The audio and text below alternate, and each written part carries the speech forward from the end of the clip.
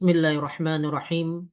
Assalamualaikum warahmatullahi wabarakatuh. Alhamdulillahi rabbil alamin. Wassalatu wassalamu ala ashrafil anbiya'i wal mursalin. Sayyidina wa nabiyyina Muhammadin wa ala alihi wa sahbihi ajma'in. Amma ba'du.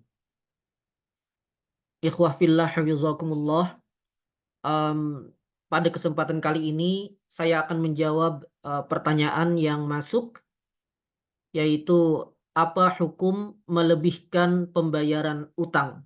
Apa hukum melebihkan pembayaran utang? Kita coba lihat teks pertanyaannya secara lengkap ya.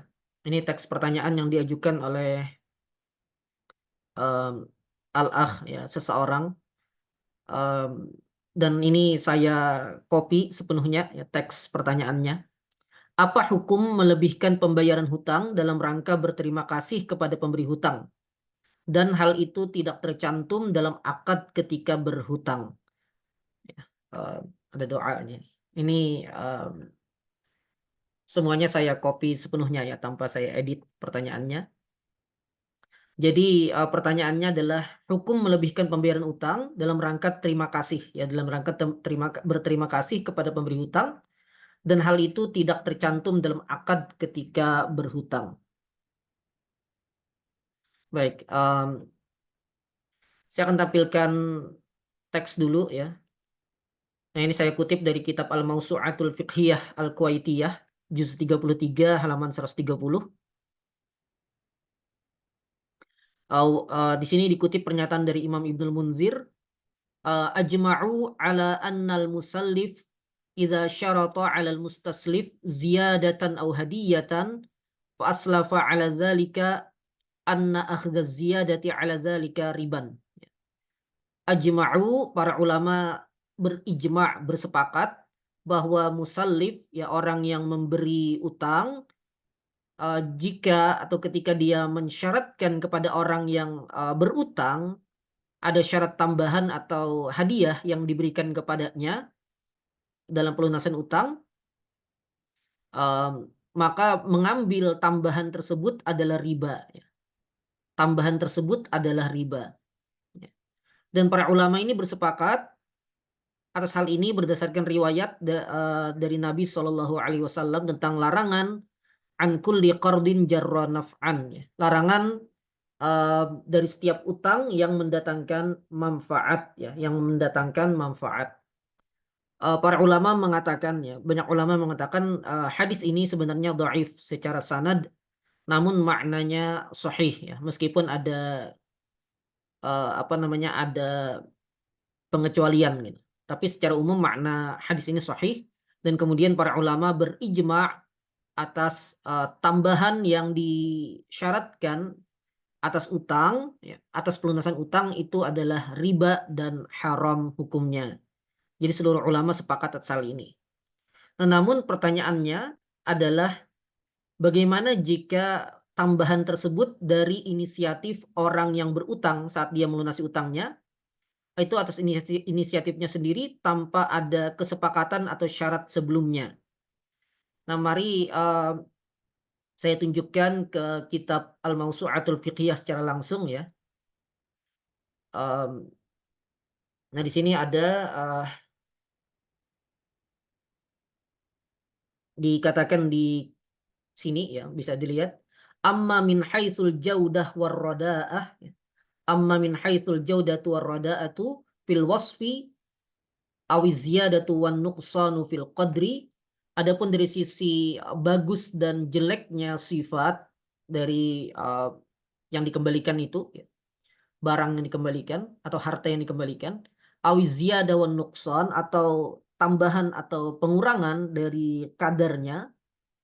Di sini katakan faqad dzahaba jumhurul fuqaha'i minal hanafiyyati wasyafi'iyyati wal hanabilati wa ibnu Habib ya, wa ibnu Habib minal malikiyah wa ghairuhum.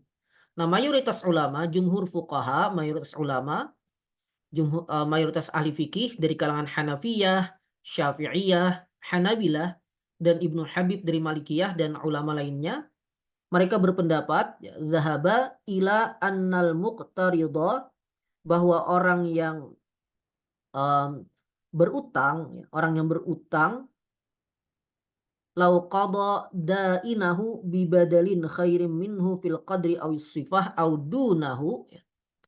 Lau qada dainahu, kalau dia menunaikan utangnya, kalau dia melunasi utangnya, bibadalin, dengan ganti, khairim minhu, lebih baik daripada yang dia utang, uh, dalam kadar ataupun dalam sifat, atau kurang dari itu, biridhahuma, dengan keridhaan dari keduanya, dari kedua belah pihak, jaza, hukumnya boleh, madama anna dzalika jara min ghairi syartin au muwata'ah, selama selama itu berlaku tanpa syarat atau kesepakatan sebelumnya. Tanpa syarat atau kesepakatan sebelumnya. Nah, jadi di sini dikatakan bahwa ya mayoritas ahli fikih berpendapat bahwa pengembalian utang dari orang yang berutang, ya, dari muqtarid, orang yang berutang, dengan ganti yang lebih baik, baik berupa kadar, ya, nilainya ataupun sifatnya, atau kurang dari itu, ya, atau kurang dari yang ada itu, selama itu keridhaan keduanya, maka hal itu boleh, dan selama itu tidak disyaratkan atau disepakati sebelumnya atau saat akad, gitu. Jadi berdasarkan inisiatif orang yang berutang itu sendiri, gitu. Nah, hal itu boleh menurut jumhur fuqaha. Wadzalika, dan hal itu lima sahha anin Nabi sallallahu alaihi wasallam, berdasarkan hadis yang sahih dari Nabi sallallahu alaihi wasallam, annahu staslafa bakran, bahwa beliau berutang onta muda, faradda khairan minhu, kemudian beliau kembalikan utangnya itu dengan onta yang lebih baik, dengan onta yang lebih lebih baik daripada yang beliau pinjam atau utang. Kemudian beliau bersabda, inna khiyarakum ahsanukum qadaan. Sesungguhnya orang yang terbaik di antara kalian, inna khiyarakum ahsanukum qadaan, adalah orang yang paling baik dalam menunaikan utangnya. Wali annahu, dan juga karena lam tuj'al, dan juga karena tilka ziyadah, lam tuj'al tilka ziyadah, karena tambahan itu tidak dijadikan riwadon fil qard, sebagai ganti dalam utang, wala wasilatan ilaihi, dan juga bukan wasilah kepadanya, wala ilastifai haqqih, dan juga bukan dalam pemenuhan haknya. Jadi konteksnya tambahan itu bukan sebagai bagian dari transaksi, ya. Bukan sebagai bagian dari transaksi, ya. Bukan sebagai ganti dari pembayaran utang, bukan juga wasilah untuk itu, dan juga bukan untuk, ya, penyelesaian hak, gitu. Tapi ya sebagai tambahan kebaikan saja dari orang yang berutang, gitu. Fahallat, maka hukumnya boleh. Kama laulam yakun qardun, sebagaimana seandainya tidak ada utang piutang antara mereka, seseorang memberikan tambahan hadiah, seseorang memberikan hadiah, pemberian secara cuma-cuma, itu kan boleh. Maka hal ini juga dianggap sama, ya. Karena tadi tambahan ini bukan disyaratkan dan bukan disepakati sebelumnya. Bal innal hanafiyyata wasyafi'iyyata, bahkan Hanafiyah dan Syafi'iyah nasu, menaskan, menyebutkan, ala annahu yustahab, bahwa dianjurkan, fi haqqil muqtarid, dianjurkan bagi seorang peminjam utang, bagi seorang yang berutang, an yarudda ajwada mimma akhadha bi ghairi syartin, bagi orang yang berutang untuk mengembalikan dengan harta atau dengan barang yang lebih berharga dari yang dia ambil atau dia utang sebelumnya, bi ghairi syartin, tanpa ada syarat, dengan ketentuan tanpa syarat. Karena jika dengan syarat maka jatuhnya riba, tapi jika tanpa syarat maka boleh.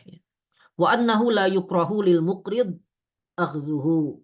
Dan tidak makruh bagi orang yang memberi utang untuk mengambil tambahan tersebut selama bukan disyaratkan di awal dan disepakati di awal. Nah, adapun Imam Malik di sini berpendapat ada perincian dalam persoalan ini. Dan yang kita sebutkan tadi adalah pendapat jumhur fuqaha. Adapun Imam Malik tidak melarang sepenuhnya, tapi beliau memberikan perinciannya. Beliau memberikan perincian. Baik, demikian semoga jelas. Jadi kembali ke pertanyaan yang diajukan. Hukum melebihkan pembayaran utang dalam rangka berterima kasih kepada memberi utang, dan hal itu tidak tercantum dalam akad ketika berhutang. Selama jawabannya selama tidak disyaratkan atau disepakati tadi pada saat akad, dan itu benar-benar berdasarkan inisiatif dari orang yang berutang, maka hal itu boleh-boleh saja dan tidak masalah. Bahkan tadi disebutkan hal itu dianjurkan oleh Hanafiyah dan Syafi'iyah. Demikian, semoga bermanfaat.